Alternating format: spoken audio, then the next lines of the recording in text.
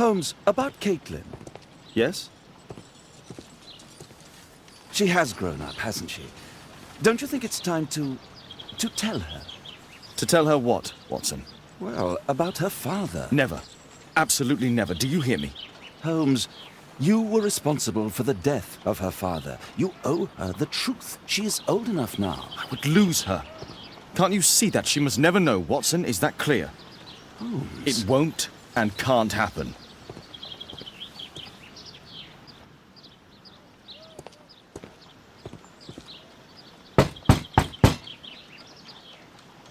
Come in, please.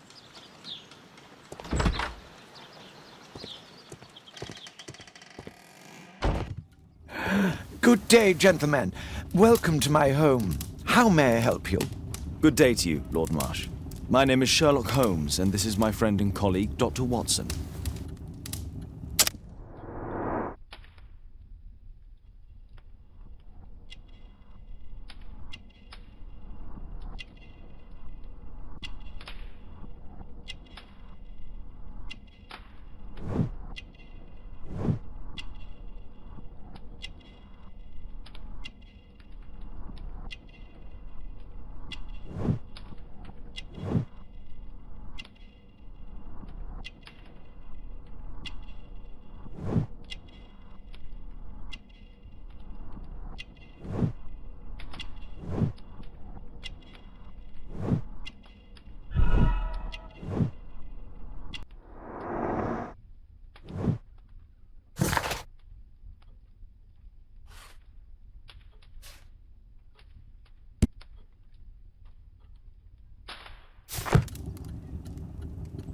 I hope we're not disturbing you. You are with your physician? Yes, this is Dr. Reuben Fisher. But no, please, I'm intrigued by your visit, Mr. Holmes. I'm glad to hear it. The last thing I'd wish is to upset the patient. Lord Marsh, can I just say that I admire all of your efforts in assisting the poor of London? Yes. It is a war that we must fight, on our streets and now too from my home. You must surely have noticed those bags full of items, clothing and books for the unfortunate. That is inspirational. At my own humble level, I too try my best to support those in need. I thought perhaps that I could be of some assistance. I don't see why not. I already have the valuable assistance of Dr. Fisher, who happens to be my personal physician. It's curious. Your face seems familiar to me, Doctor. Oddly, I'm associating it with Whitechapel? Well done. You are right. I do occasionally frequent a few hostelries over there, would you believe it? Not that I am a drinker. But there, dressed as a working man, I can approach the other fellows to see if they might be interested in a special job. A special job? May I ask what you're referring to? Certainly. Since Lord Marsh began his special education program in 1889, he foresaw that such people would need an occupation of some kind. And so, with or without education, we propose these opportunities to work with Lord Marsh. It offers the less fortunate a chance to help make London a better place. That's remarkable. Yes, indeed. In order to truly see, one requires vision, yes? But also insight, and Lord Marsh has believed this since he was a child.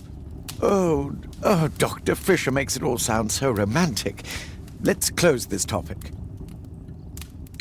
Forgive me, Lord Marsh. You're looking very pale. Might I offer Dr. Watson's assistance? That is kind of you, but I feel confident that I can provide Lord Marsh with the care that he requires. How long have you been like this, my lord? I'm fine, Dr. Watson. Don't fuss. It's only influenza. I'll be better in a few days. I can feel it already. In that case, why are you taking such powerful painkillers? Excuse me, what do you mean? Mr. Holmes is referring to the pills on your table. I'm sorry, but that's a medical confidentiality.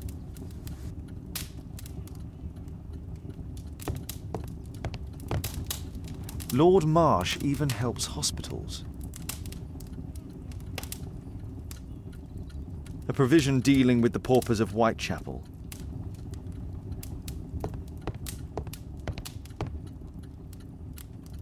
Last year, 3 orphans were put through medical college. Thanks to Lord Marsh and the special education program, a great many poor people will have a second chance in life. Lord Marsh, hunting with his friends. Ah, my dear comrades, Lord Collins and Lord Harrington. If it wasn't for this godforsaken English malady, I'd be with those rapscallions right now. All in due time, my lord.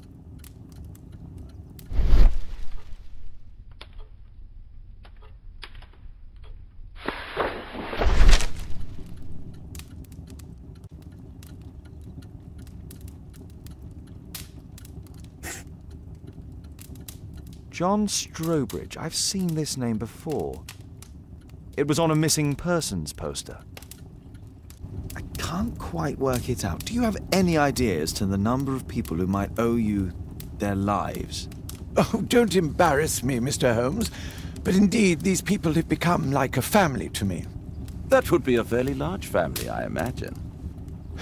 Yes, the list would be longer than any of your short stories. As for how large, well, Fisher is the one who keeps record. Might we take a glance at the list? I regret that is impossible. It is confidential. I stand firm upon that point, Mr. Holmes. I quite understand. We'll most certainly send a donation towards your educational program. I shall take my leave then. I thank you both and I wish you all the very best, gentlemen. Likewise, Mr. Holmes.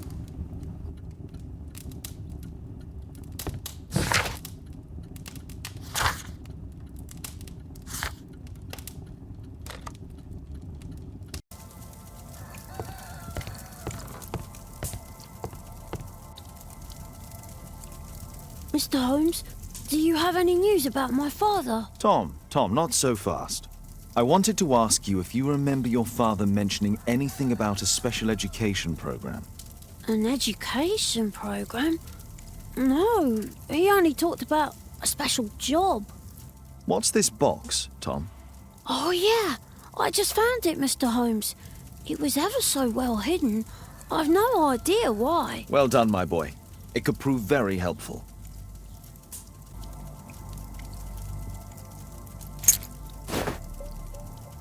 This oil can also be used on weapons. A ramrod to clean a rifle. Wolfjack. Looks like a military badge. Tom, does your father own a rifle? A rifle? No. If he had, he would have shown it me. I'm sure that he wouldn't have shown it you. I need to find this rifle.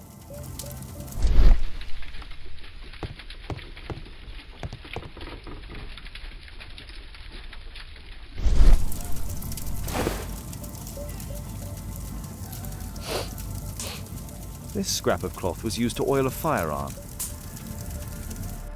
Tom, does your father have any other property? No.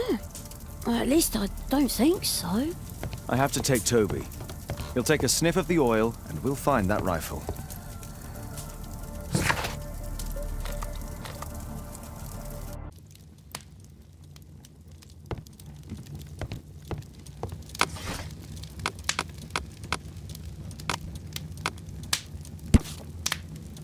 Here it is.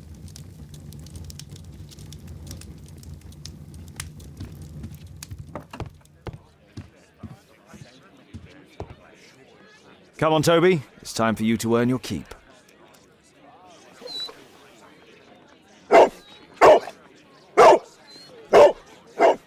Watson? I prefer to visit Lord Marsh. I'm worried about the condition of his health.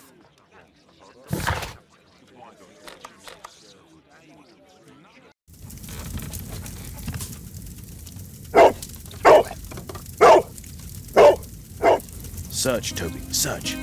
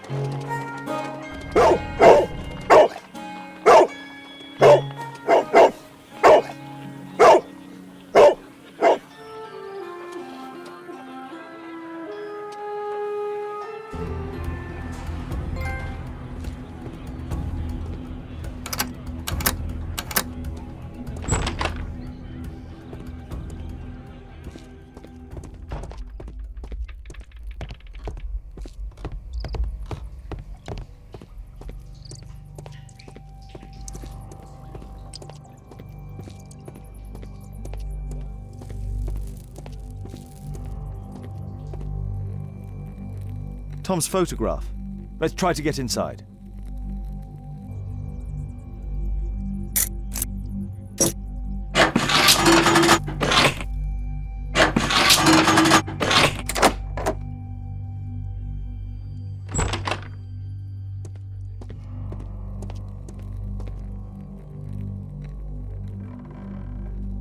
A map of Epping Forest.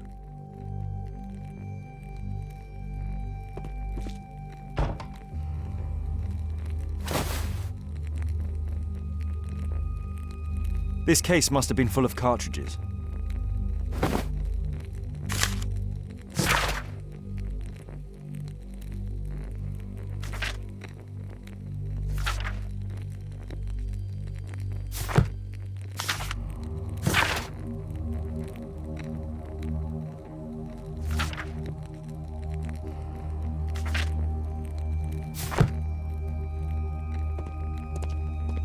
There was something on the stand.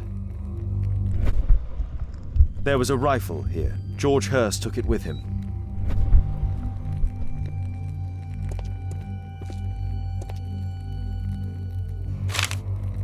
News clippings on Lords in the education program. Why are they here?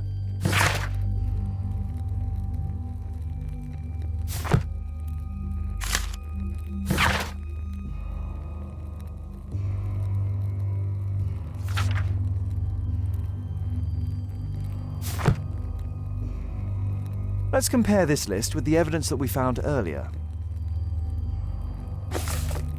This is the list of selected participants for October's special education program.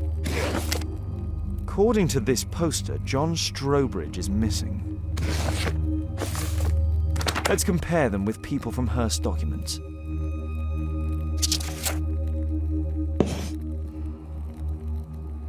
This man appears in both documents.